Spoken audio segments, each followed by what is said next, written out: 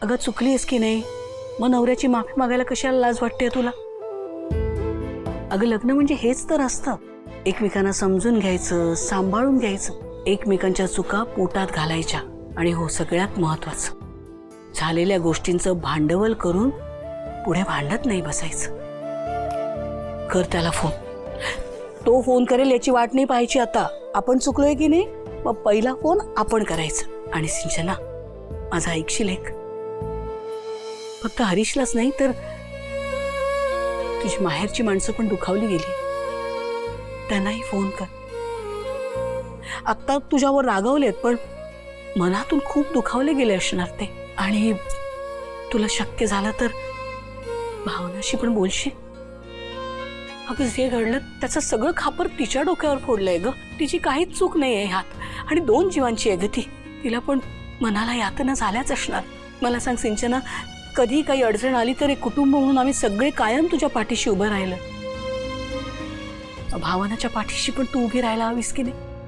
आई, तुम्ही आताही मला किती समजून घेताय. मी सतत तुम्हाला त्रास देत आले. मी खूप वाईट मुलगी आहे, वाईट बायको आहे, मी वाईट सून आहे. अगं आमच्या सुनेविषयी असं बोलू नकोस हा. जेव्हा जेव्हा आम्हाला गरज होती आमची ही सून कायम आमच्या पाठीशी उभी राहिली. आम्ही नाही विसरणार ते. आणि आमचं सोड, तू हरीशला कायम साथ दिलीस. हरीशची आई म्हणून ही गोष्ट मी कशी विसरेन ग? आणि माणसाचा एखाद्या वेळेत तोल गेला म्हणून तो काही कायमचा वाईट होत नाही. आई, टू बी ऑनेस्ट, मला असं वाटतं की आई जर मला टाइम ट्रॅव्हल करता आलं असतं ना तर मी खरंच मागे जाऊन सगळं सुरळीत केलं असतं. तुम्ही तुमच्या बिझनेससाठी एवढी मेहनत करताय, तिकडे भावनाताई आणि सिद्धू त्यांच्या इलेक्शनसाठी एवढं धडपडतायत, तरी माझ्यामुळे तुम्हाला सगळ्या लोकांचं ऐकावं लागतंय. असं काही नाही ग, ठीक आहे ते. नाही आई, मी ऐकलंय सगळं. माझ्यामुळे तुम्ही एवढ्या विश्वासाने कमवलेले कस्टमर निघून जातात. अगे बाळा, ते नवीन मिळू शकतात पण आपली माणसं जर दुखावली गेली ना तर ती कायमची दुरावतात. आणि ते नाही होऊ द्यायचे, कळतंय? आता ताबडतोब पहिला हरीशला फोन करायचा. आणि त्याआधी कॉफी. आता ही कॉफी काय पितेस? गार झाली असणार, छान गरम करून आणते, ताजीच बनवते. गप्पा मारत बसतेस बघ तू.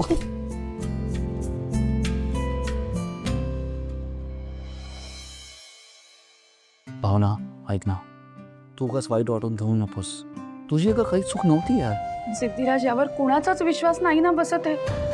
आपल्या घरच्यांचाही विश्वास नाहीये यावर. ऐक ना, तू नको लक्ष देऊस या लोकांकडे. तू आता फक्त आपल्या बाळाकडे लक्ष दे आणि शांत राहा. एक काम कर ना, तू खोलीतच राहा ना, नकोस येऊस, आराम कर. पण इथे बसून तरी काय होणार आहे? सारखे मनात तर तेच विचार येतात ना. मी कितीही आराम करायचा प्रयत्न केला तरी मनात माझ्या सारखं तेच चालू राहणार आहे. नाही हे बघ, तुला टेन्शन घेऊन नाही चालणार आहे भावना. तू टेन्शन घेत असेल तर त्याचा परिणाम आपल्या बाळावर पण होईल आणि ते मला अजिबात आवडणार नाही. नाहीतर एक काम कर ना, काही दिवस लक्ष्मी काकूकडे जाऊन राहतो. काही वाटेल ते झालं ना तर मी तुला निर्दोष सिद्ध करणार आहे. आणि त्या काय झालं? थांबलात का? नाही काही नाही, तू तयारी कर, मी पटकन तुला काकूकडे सोडतो.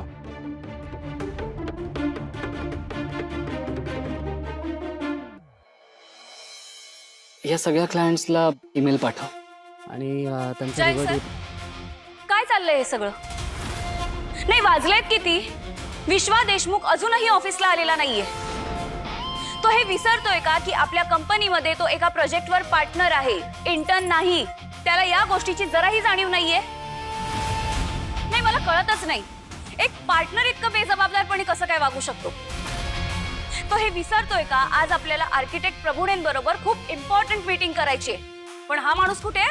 हा गायब आहे, ह्याचा काहीही पत्ता नाहीये. सर, मी तुम्हाला सांगते, मिस्टर विश्वा देशमुखचं हे अनप्रोफेशनल बिहेवियर मी अजिबात खपवून घेणार नाहीये.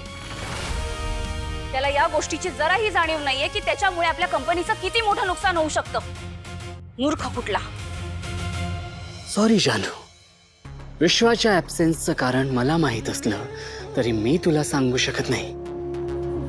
त्याला त्याच्या वडिलांनीच घरात डांबून ठेवलंय आणि त्याच्यासाठी तेच योग्य आहे. Please get back to work.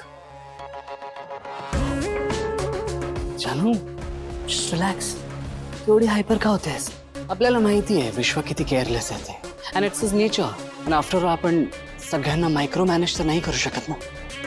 आणि जानू, विश्वा इतका रिस्पॉन्सिबल वागतोय, त्यामुळे तू तुझं टेन्शन का वाढवून घेतेस? जयंत, मी माझं टेन्शन वाढवत नाहीये, तुला मूर्ख बनवतीये. प्रभूणेंना मी मुद्दाम इथे बोलावून घेतलंय. सो आता तुला विश्वाला ऑफिसला बोलवावंच लागेल. तुला हरवायचं असेल तर आमचं भेटणं गरजेचं आहे. हाय, हॅलो मिस्टर कानेटकर. हा मिस्टर प्रभुणे, काम. विश्वा देशमुख सुद्धा आलेत ना? माझ्याकडे फार वेळ नाहीये. I hope he is here, कारण मी माझा वेळ घालवायला आलो नाहीये. प्लीज लवकर बोलवा त्यांना. नाही, ॲक्च्युली विश्वा देशमुख आज आले नाही आहेत. आणि आले नाहीयेत पण येत आहेत. ऑलमोस्ट पोहोचतच असतील, हो ना जयंत सर? येस येस, ते पोहोचतच असतील. ठीक आहे.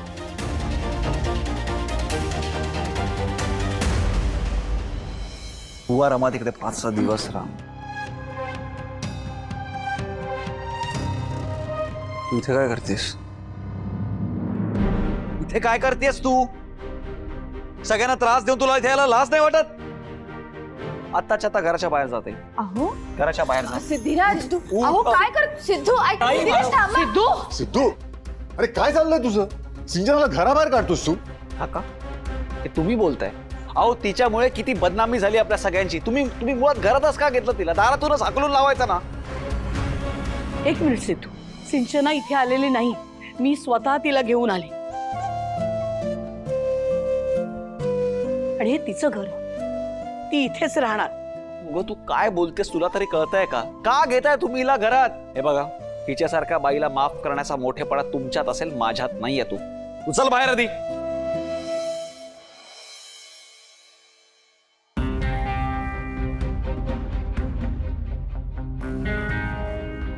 मिस्टर कानेटकर, तुमच्या कंपनीचा मार्केटमध्ये चांगला नावलौकिक आहे, त्यामुळे मला वाटलं तुमचा स्टाफ वेळ पाळत असेल. पण हे सगळं काय चाललंय? पण कुठे आहेत विश्वा देशमुख? हे बघा, त्यांना जर या प्रोजेक्टमध्ये रस नसेल तर आपण हे डील कॅन्सल करूया. इतकं अनप्रोफेशनल कसे वागू शकतात ते? Sir, give us 5 minute. Mister Deshmukh पोहोचतच असतील. Okay, you better hurry up. काय ना, माझी 4 तासात फ्लाईट आहे, सो मला निघावं लागेल.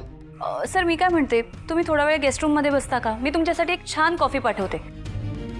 आणि तोपर्यंत मिस्टर देशमुख पण येतील. ठीक आहे, जे काय करायचं ते लवकरात लवकर करा. त्यांना लवकर बोलवा.